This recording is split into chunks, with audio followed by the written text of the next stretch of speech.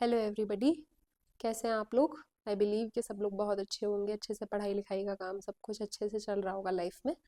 तो चलिए, last time मैंने आप लोगों को क्लासिफिकेशंस की कुछ बेसिक इन्फॉर्मेशंस दी थी। आज हम आगे बढ़ेंगे, टिक्सोनमी को ख़त्म करेंगे आज हम। तो जो भी हमने टर्म्स देखे अभी तक टिक्सोनमी से रिलेटेड, होप सो, मैं उम्मीद करती हूँ कि आप लोगों को सब समझ में आया होगा। आज हम देखेंगे यूजेस ऑफ टिक्सोनमी के, टिक्सोनमी के क्या क्या यूजेस है। सबसे पहली बात तो टिक्सोनमी पढ़ने के बाद इतनी बात तो हमें समझ में आ गई कि टिक्सोनमी अपने आप में बहुत बहुत बड़ा इनलार्ज सर्कल है, जिसको पढ़ने से आप क्लासिफिकेशन, आइडेंटिफिकेशन किसी ऑर्गेनिज्म का कर पाते हैं, नॉमेनक्लेचर कर पाते हैं। आज हम देखेंगे, मान लीजिए जब आप टिक्सोनमी पढ़ रहे हैं तो और क्या उसका यूज है। अगर मान लीजिए आप टिक्सोनमी पढ़ रहे हैं तो सबसे पहली चीज तो आप ऑर्गेनिज्म के बीच में डिफरेंस जो है उन डिफरेंस को आप समझ पाएंगे। तो जितना ज्यादा आप किसी ऑर्गेनिज्म के बीच में डिफरेंस समझेंगे, उतनी ही ज्यादा चीजें आपको, उतनी ही ज्यादा आपको साइंटिफिक एंटाइटी क्लियर होंगे आगे फर्दर क्लासिफिकेशन के लिए, है ना।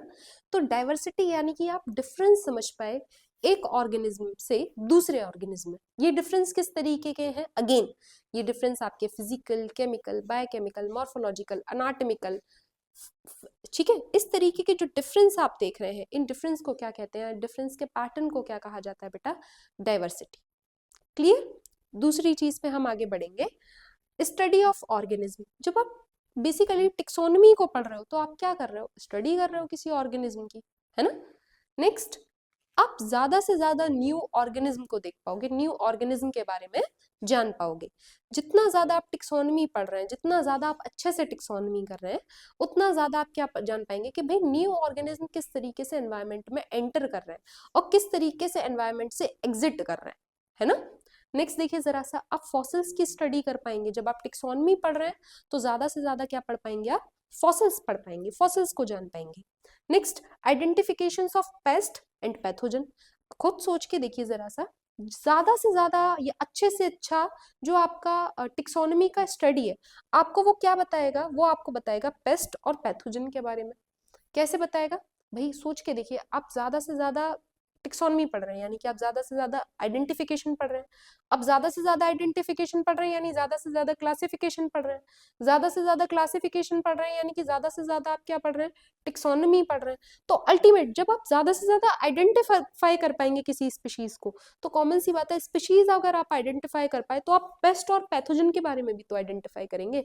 जैसे मान लीजिए एनवायरमेंट में कोई नई स्पीशीज आई वीट की, तो आपने ये भी पता लगाया कि भाई स्पीशीज आई, उसके साथ उस वीट की नई स्पीशीज पे पेस्ट, मतलब कौन सी ऐसी नई वेराइटी और उस ऑर्गेनिज्म की आई है जो उस फसल को नुकसान पहुंचाती है। तो आप उन पेस्ट के बारे में और पैथोजन के बारे में यानी डिजीज कॉजिंग एजेंट के बारे में भी जान पाएंगे। ठीक है बेटा, समझ में आ रही है। चलिए आगे देखते हैं, आइडेंटिफिकेशन ऑफ यूजफुल ऑर्गेनिज्म। अभी तो मैंने आपको बोला कि भाई डिजीज कॉजिंग ऑर्गेनिज्म के बारे में आप जानेंगे। दूसरा, जब आप डिजीज कॉजिंग के बारे में जानेंगे तो दूसरी बड़ी चीज आप आइडेंटिफिकेशन जो आपके लिए यूजफुल ऑर्गेनिज्म है उनके लिए भी तो जानेंगे, जो आपके लिए इकोनॉमिकली इंपॉर्टेंट है। जैसे ह्यूमन के लिए बहुत सारे ऑर्गेनिज्म इकोनॉमिकली भी बहुत इंपॉर्टेंट होते हैं, है ना, उनको भी आप पहचान पाएंगे जितनी ज्यादा अगर आप टेक्सोनॉमी की यूजफुल स्टडी करते हैं। Next, indicator organism. आप ऐसे ऑर्गेनिज्म को भी पहचान पाएंगे जो क्या है, एनवायरमेंट के लिए कैसा रोल प्ले करते हैं बेटा, जो रोल प्ले करते हैं किसकी तरह, बायो इंडिकेटर की तरह, इंडिकेटर की तरह। बायो इंडिकेटर क्या होते हैं बेटा, बायो इंडिकेटर होते हैं हमारे क्या, लाइकेन। क्या होते हैं बच्चे, लाइकेन, है ना। जैसे कि हमें पता है कैसे, लाइकेन क्या है, पॉल्यूशन इंडिकेटर। भाई जहां पे पॉल्यूशन बहुत ज्यादा होगा वहां पे आपको लाइकेन देखने के लिए नहीं मिलेंगे। जहां पे पॉल्यूशन की क्वांटिटी बिल्कुल लेस या नेग्लिजिबल होगी वहां पे आपको लाइकेन का बहुत बड़ा अमाउंट देखने को मिलेगा, है ना।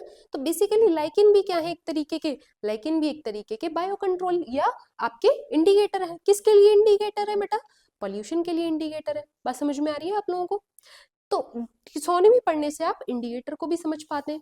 दूसरा, आप क्वारंटीन कंट्रोल भी समझ पाते हैं कि भाई ज्यादा से ज्यादा क्वारंटीन कंट्रोल किसका, पेस्ट और पैथोजन का। पेस्ट और पैथोजन का वीट कंट्रोल भी आप समझ पाते हैं, है ना। आप स्टडी समझ पाते हैं इकोलॉजी की कि भाई जितने ज्यादा ऑर्गेनिज्म है इनकी अगर हम ज्यादा से ज्यादा अगर क्लासिफिकेशन हम इनका पढ़ रहे हैं, आइडेंटिफिकेशन पढ़ रहे हैं, यानी अल्टीमेटली अगर हम टिक्सोनमी पढ़ रहे हैं तो इनकी इकोलॉजी जो पैटर्न है यानी एनवायरमेंटल जो पैटर्न है उस पैटर्न को भी आप क्लियरली समझ पाओगे। Next, breeding. किस कौन सा ऑर्गेनिज्म किस तरीके का रिप्रोडक्शन कर रहा है, उसके लिए क्या फेवरेबल रिप्रोडक्शन का पैटर्न है, क्यों है वो पैटर्न, तो वो पैटर्न भी आपको समझ में आएगा।